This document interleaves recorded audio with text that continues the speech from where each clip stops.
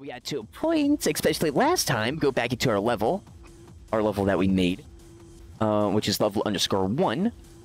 We were doing some shader stuff, and especially figuring out how we can control shader properties through parameters. So we can actually adjust them without having to recompile each time, because this is an instance material. Making having the instance material, so this stuff is here, because this is not always here unless you actually go into the material itself. On some, not everything has the ability, but on more like parameter constant type stuff, right click, convert to parameter. And also this as well, the texture stuff. And then you need to actually change it within the game without having to press the apply button, which is, it's nice, but I said my pet peeves, because since we're getting into the Unreal Engine, I was been thinking, oh, maybe it would be actually pretty sick to get the very latest version of the Unity engine as well. Get into that and see just how much UI stuff they have changed. Because that's the thing with these type of programs. Compared to Men of Assault 2 game engine, some modding games, if they're supported, so for like Hearts of Iron 4, they're supported, so you still have to learn, even if you know everything in the field, everything, the engine gets updated, new stuff gets added, so you have to keep learning and have to keep figuring out stuff, and that's the case with like Unreal, Unity, especially for that. It's still, I'm gonna still probably learn a lot of stuff that I don't know, but still, there's no just ceiling. There's just the S-curve where it's like, oh, go down the ramp. It's like, oh, this is your knowledge, and then you get a bigger set of knowledge. I forget what, there's an actual graph for it, where it's like, you get a little dip where you don't get a lot more knowledge, but once that happens, you got a lot more knowledge, and you find out more than you did before. Especially when you find out other cool stuff. Oh yeah, that's right, because he's going to be doing the model stuff, which is huge, because that's exactly what I'm gonna do. Oh yeah, that's right, because when we go in here, right? Oh no, because we're not in game mode. The G? Or maybe it is because I think I copied it. Oh, hold up. Wait, is that my global? Oh no, that is my global, that's right. Okay. Hold up, I want to do something real quick.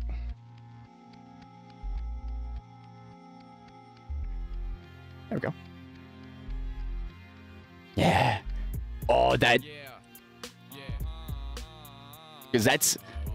Game mode, player walks through this is the transition they would see too. I mean, fast is just like that, but like, oh, that looks super sick. But still, knowing everything, just knowing one engine isn't going to help you as much as, I don't believe, only knowing one thing. I'm a type of person that's huge belief of the one-man engine, or one-man dev team, or whatever you want to call it.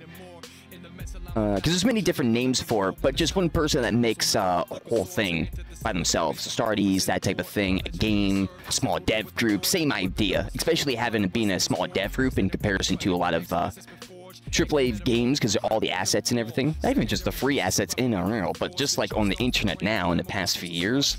And the more that's increasing because of how Patreon's been able to fuel these creators being able to create these things for free, and then you can just download them. Same thing with materials.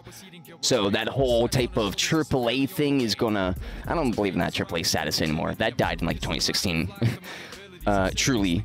Because you can really make that game... Terraria, small dev group, that type of stuff. You can really make those type of games.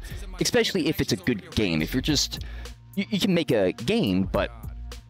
to allow those people to truly make those special games. I got so many ideas. I've been a gamer all my life. I'm truly going to make certain games like that. I 100% have confidence in that because I've been wanting those games my whole life. So who better compared to like a CEO type of corporate guy that goes and gets into these AAA studios and buys them, that doesn't have that, and then we get the experiences that we have. You know, who better would you want to have? And a lot of those guys, not just me, but a lot of that type of same stuff is happening, which is amazing. Okay. Oh, so I see. I kind of, because I'm already kind of getting... I'm following his tutorial, but the lack of organization is really getting to me quick.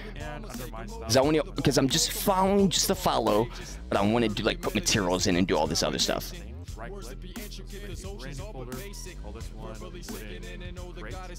Okay. Well, So wooden crate will have models. that combined. This is what you probably this is what you should do. Models. Depending how big the scene is, outdoor, indoor, faction, German, US, faction, indoor, or indoor, German, US. Click in that, and then the models within that stuff. That's how I do all my folders and crates. Also, it's not really good. I have a bad habit of uppercases in names. It's better to kind of keep everything lowercase, especially if you're doing modding stuff or anything that has to use the folder name or anything like that, which is mostly a lot of modding stuff instead of just, well, it does occasionally pop up here, but it's really kind of the mainstream thing of like across all modding things. Oh, okay. Oh, FBX. Oh, that's right. Okay, so he's got FBX thing. I used to hate FBX files because Unity used to have a nasty... It was back in the day. They updated it right after this was in 2017. Beginning 2017. End of 2018, I remember seeing something that fixed the issue that I was having with like the FBX models and everything with materials. I'm like, oh, come on. But that's good. It's just like, oh, I was just about to do that. Okay, so just easy drag and drop stuff. Could I just do this? Yeah, right. So that's how you import it through the object. Let's go over okay. How you create images here. I want to see something though. Could I do this too? I don't think so. No, okay. I just wanted to check. Also, is this creating? Oh, it is. Ooh. But it only creates that first one though. Delete. And then we go into here.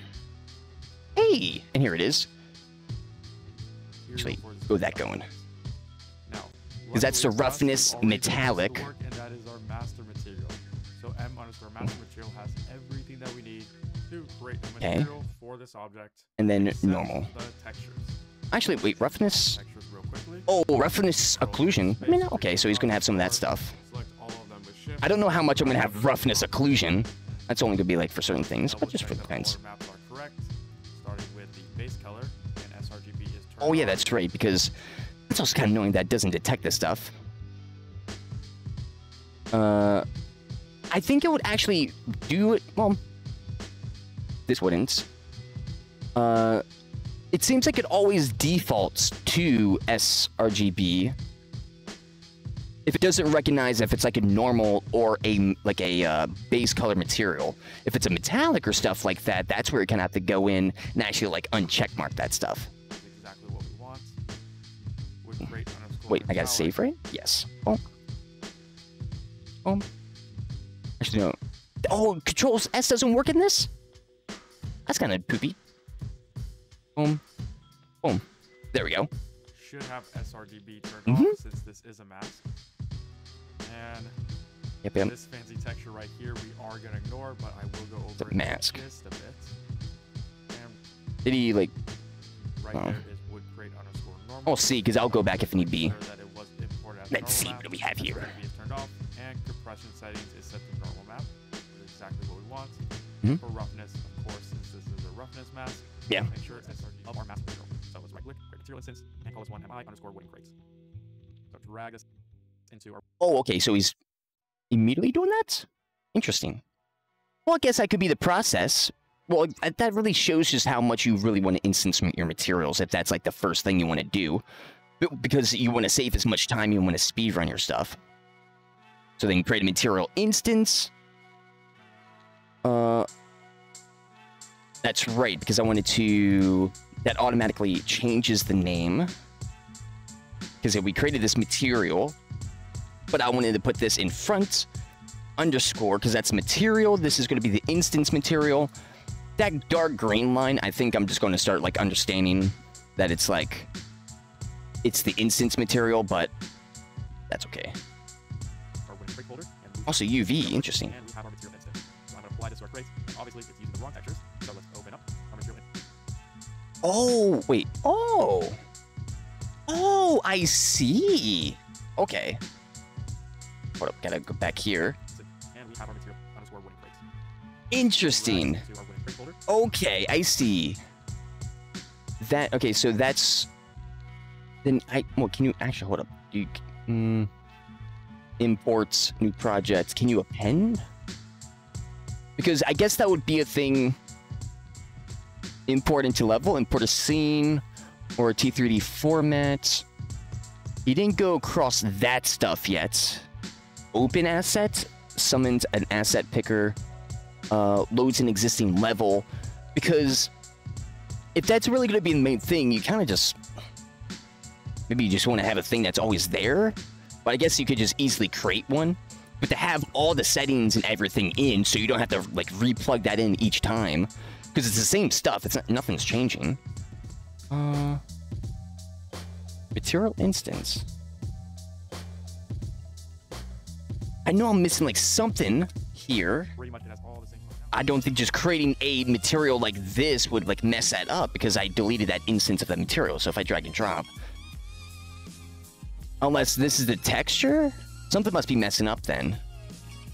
When something, M, boom, save, boom, save. I go into this. Oh, it's not that because we got to change it, right? Okay, so let's drag color. Metallic goes in metallic. Normal goes in normal. Roughness goes in roughness. Then we change this. Okay, so that looks like that. Color. So why is it still the same color? Because it's referencing that material that is colored. But like the weird thing is on the dude's thing, it's not coloring. It like disables that stuff somehow. Whoa, this is, I don't know why this is tripping me out.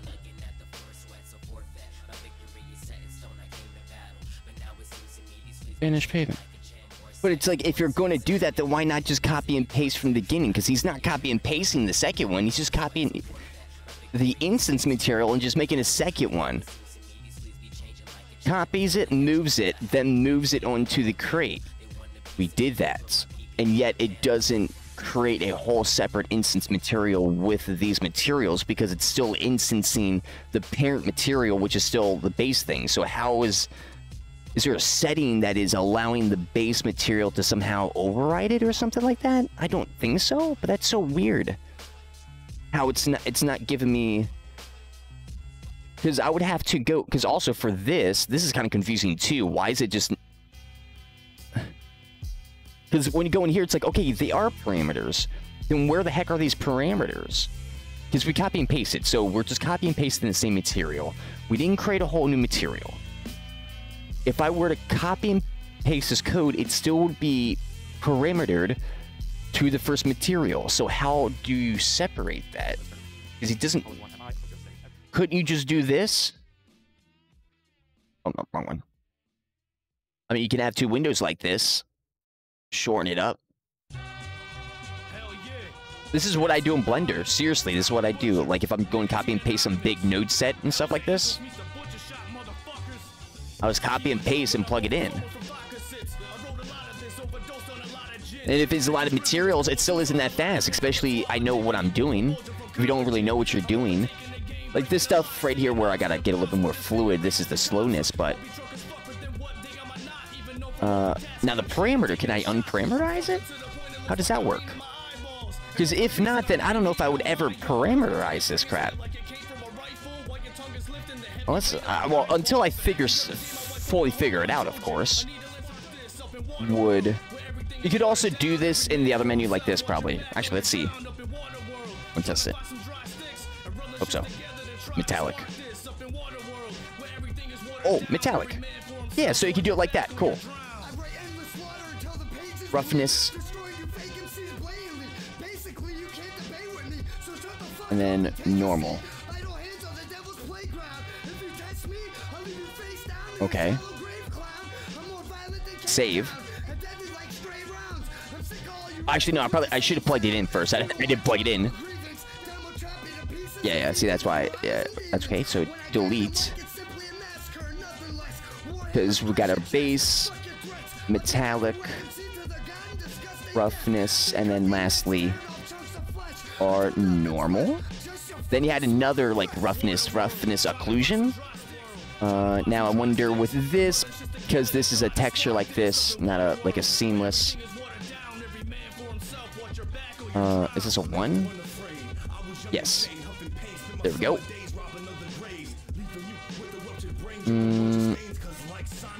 Then right, this. So just, or probably just straight up plug in for this material. Say, actually no, because this is no. Well, actually no, it does have metallic stuff. Unless because he was like, oh, let's do the metallic, because he was just about to. Well, no, because we got a metallic option, so all that like now that it works. But remember, we kind of did a little extra stuff. So that's the base color. This is instanced. Also, I feel like it's kind of easier. Oh man, I wish that was automatic. Why is that not? I don't like the name first and then matte eye. It needs to be matte and then all that stuff. That bothers me. Oh man, there's a way. I'm doing something wrong. I don't know how. I legit rewatched so many times there. That's just wanted to make sure. I'm in a different version than him. I'm in 5.03. He's in 5.00. There's a 5.1 but that's like an alpha preview thing, and I don't want to get into that just yet. I'd rather get into this, have all that stuff change, which is what I experienced in Blender. Like after they get all like the goodies like they kind of did with this, and then you experience the changes, and it's better to actually grasp it. Since you got a good base knowledge, but oh yeah, this is really sick. Slowly but surely, hey, we got a box now. Also, we just placed it. I need to rotate it. Also, I can't just have one box. Well, actually, no, I don't want it to... Two. Oh, that's right. Alt. That's right. They got the Adobe duplicator. Oh. Alt and drag. What was that button?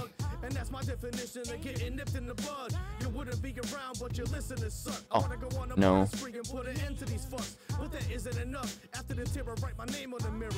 No, that's H for hide.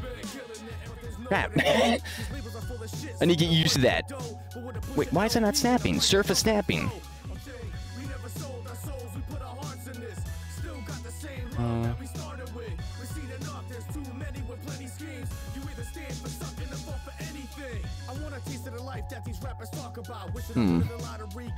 Maybe actually over here?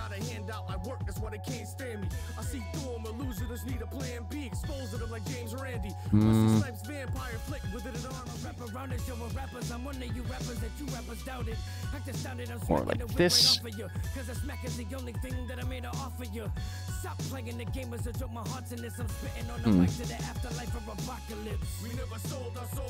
Oh, again, awesome.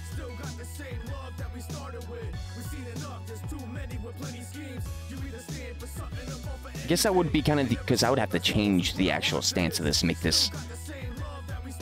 That's not bad. Oh, nope. Don't do that.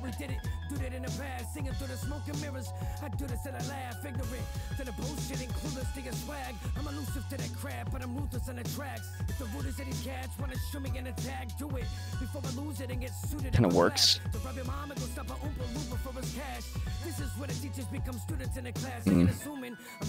I think that kind of works. I would like to, actually I could scale it and all that stuff, but just for a little bit of a change in the scenery, adding to it. Oh yes. Slowly but surely, we definitely are adding to the scene and figuring out this is funky. Well, again, should be better streamlined, but it is a long about way of doing something that I'm just going to not do until I fully figure that out, which is going to be, it's going to be a little small thing that I guess I'm skipping, but it is really not that hard to, and not that long still, to still create a material and then instance it, and only instance it for the materials I really need for that stuff, because like speed running, they don't make mistakes, they're precise in everything, and they get the lowest time possible. That's what I still want to do, but like for this, we'll have to see. There's gonna be something, there's gonna be like one benefit game-wise or something like that, where it's like, you gotta do it like this because you can only do it like this if you actually have the setup like that. And it's like, Jesus Christ, well, you don't need to, but that's the current setup that they're only allowing you to do. That's why I hope in Unreal 5, we're in the beginning, hope they start doing it in Unreal 5, they start changing the nodes.